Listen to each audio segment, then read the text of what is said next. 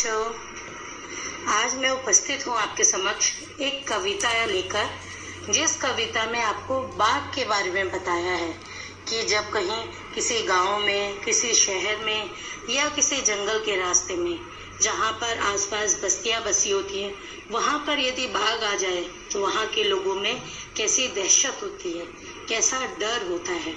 तो आज यह कविता उसी डर को चरितार्थ करती है। तो चलिए पढ़ते हैं। पाठ 14। बाघ आया उस रात, वो इधर से निकला उधर चला गया, वो आंखें फैलाकर बतला रहा था। हाँ बाबा, बाघ आया उस रात, आप रात को बाहर ना निकलो, जाने कब बाघ फिर से आ जाए। हाँ वो ही जो उस झरने के पास रहता है, वहाँ अपन दिन के वक्त गए ना थे एक रोज।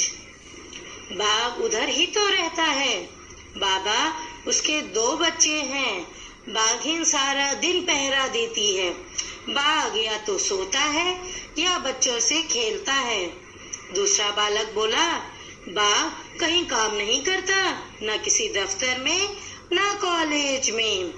छोटू बोला, स्कूल में भी नहीं। 5 साला बेटू ने हमें फिर से आगाह किया, अब रात को बाहर होकर बाथरूम ना जाना। तो देखिए, इस कविता में 2 बच्चे हैं, वह अपने बाबा को बता रहे हैं। बेटा देखिए, बाबा वैसे दादा को कहा जाता है, कुछ गांव में बाबा पिताजी को भी कहते हैं।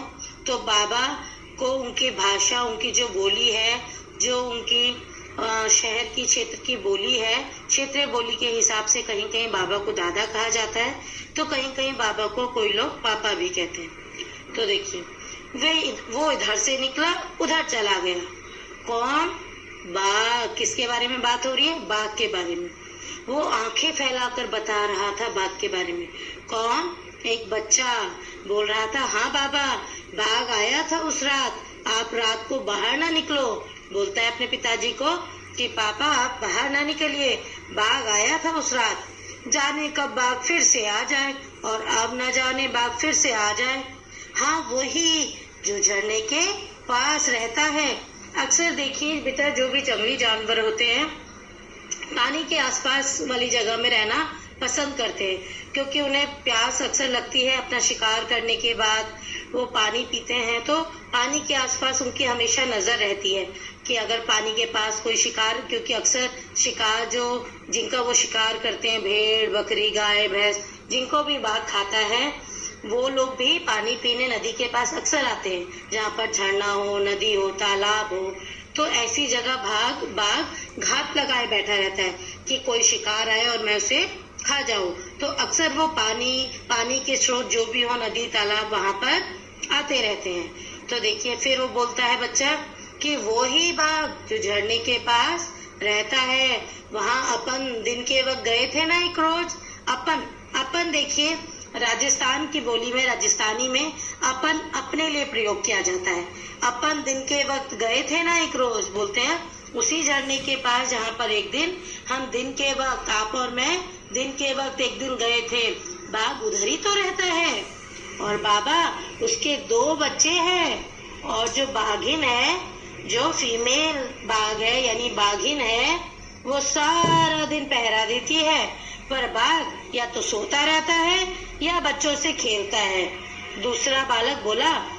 दूसरा बच्चा बोला जो उनके साथ था, बाघ कहीं काम नहीं करता, ना किसी दफ्तर में ना किसी कॉलेज में। छोटू बोला, स्कूल में भी नहीं। हाँ, स्कूल में भी काम नहीं करता वो, ना ही स्कूल जाता है। फिर 5 साल के बेटे ने आगाह किया कि अब रात को बाहर होकर बाथरूम ना जाना। गांव में देखिए बाथरूम नहीं होते हैं, टॉयलेट नहीं होते हैं, शौचालय नहीं होते हैं, तो रात को बाहर ही जाना पड़ता है टॉयलेट। तो फिर वो बच्चे बोलते हैं, बाबा अब से रात को आप बाथरूम में ना जाना। ये कविता नागार्जुन जी ने लिखी है। तो देखिए, इस कविता में नागार्जुन बता रहे हैं कि जब किसी गांव में बाघ आता है तो वहां के बच्चे और बड़ों में कैसी दहशत होती है।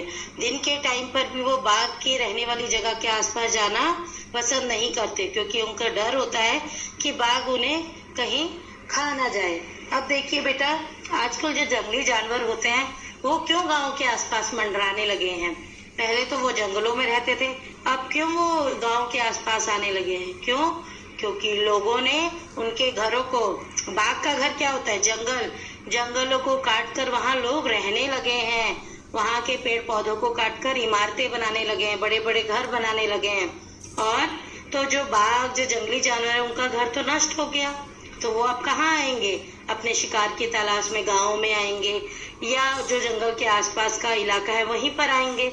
तो बेचारे बाघ उनके इलाके में नहीं जा रहे हैं, हम मनुष्यों ने ही उनके घर के आसपास अपना घर बना लिया है, जिस कारण बाघ शिकार करते करते मनुष्य की बस्ती में आ पहुंचता है और मनुष्य उससे डरकर उसका शिकार करता है। या कई लोग अपने स्वार्थ के लिए उनकी खाल को बेचने के लिए उनका शिकार करते हैं। इसी प्रकार बाघों की संख्या लगातार घटती भी जा रही है। पूरे विश्व में लगभग 5000 के आसपास बाघ है, जिनमें से अकेला भारत ही है जहां बाघों की संख्या सबसे ज्यादा है।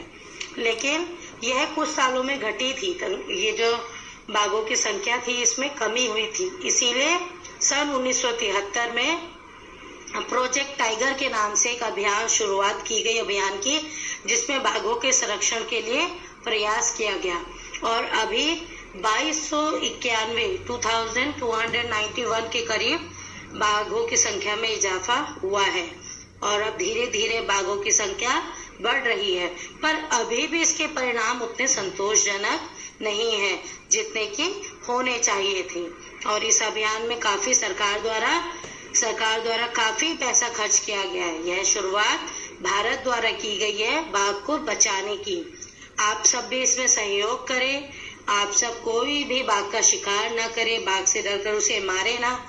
हाँ, किंतु हम ये कोशिश जरूर कर सकते हैं कि उनके जंगलों से दूर रहें, जंगलों को काटकर अपना घर ना बनाए वहां पर, ताकि जंगली जानवर भी खुले आसमान में बिना डर के किसी घूम सके। तो ये थी कविता। चलिए अब करते हैं इसके अभ्यास कार्य की बात बात में। वो इधर से निकला उधर चला गया। क, यह बात कौन किसे बता रहा होगा? मैंने आपको कविता समझाई अभी, तो बताइएगा कौन किसे बता रहा है। फिर है ख, तुम्हें यह उत्तर कविता की किन पंक्तियों से पता चला? उन पंक्तियों को लिखिएगा। अब है खबर तेंदुए की। क, कक्षा 2 की रिमझिम में कक्षा 2 है, आपकी पुस्तक है रिमझिम, उसमें अखबार में छपा एक समाचार दिया गया है। साथ में उस समाचार के आधार पर लिखी एक कहानी भी दी गई है। उसे एक बार फिर से पढ़ो। तो आप कक्षा 2 की देखिएगा किताब और इसे पढ़िएगा। अब ख, अब बाघ आया उस रात, कविता के आधार पर एक समाचार लिखो। यानी आपको बाघ आया उस रात इस विषय पर एक समाचार लिखना है, न्यूज बनानी है, जिसे आप समाचार पत्र में छाप सके। ठीक है। फिर देखिए ग, तेंदुए और बाघ में क्या अंतर होता है? तेंदुए और बाघ में क्या अंतर होता है बताइएगा। तेंदुए में क्या होते हैं? हाँ, धब्बे धब्बे धब्बे से होते हैं ना, आपने देखे होंगे। और बाघ में क्या होती है? धारियां। तो ये तो अंतर होता ही है। इसके अलावा और क्या अंतर होता है लिखिएगा, पता करो। इस काम के लिए तुम बड़ों से बातचीत भी कर सकते हो, जिन्होंने तेंदुआ और बाघ दोनों बहुत आसानी से, बहुत पास से देखा हो या उसके बारे में सुना हो, जाना हो, उन बड़ों से भी आप अपने बातचीत कर सकते हो। फिर देखिए उस रात क्या हुआ। इस कविता में एक ऐसी रात की बात की गई है जिस रात को कुछ अनोखी घटना घटी थी।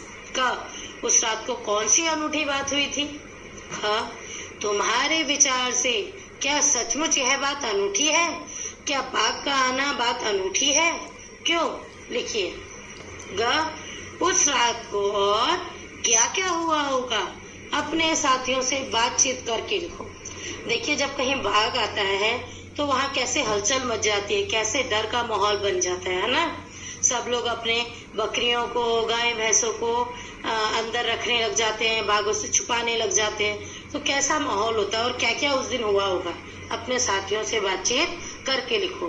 आप अपने गांव में या कोई गांव में रहता है उनसे भी बातचीत करके पूछ सकता है, क्योंकि वे अक्सर इस माहौल को जीते हैं और गांव में अक्सर बाघ आते रहते हैं। फिर देखिए बाघ के काम।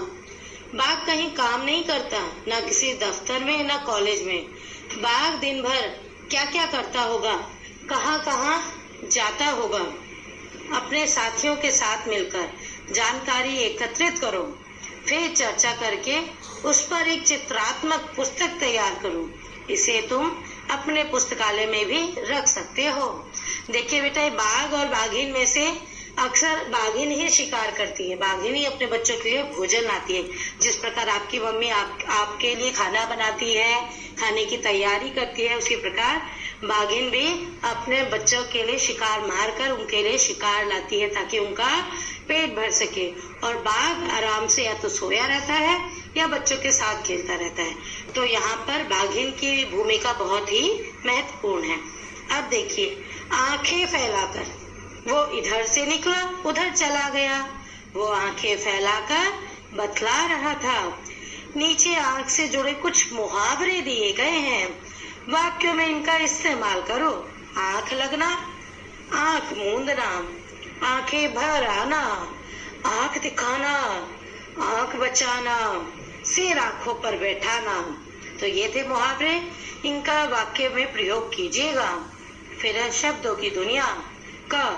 5 साला बेटू ने हमें फिर से आगाह किया। 5 साला बेटू यानी 5 साल के बेटू ने, बेटे ने, बच्चे ने आगाह किया का मतलब क्या हो सकता है? सचेत किया, मनोरंजन किया, बताया, समझाया।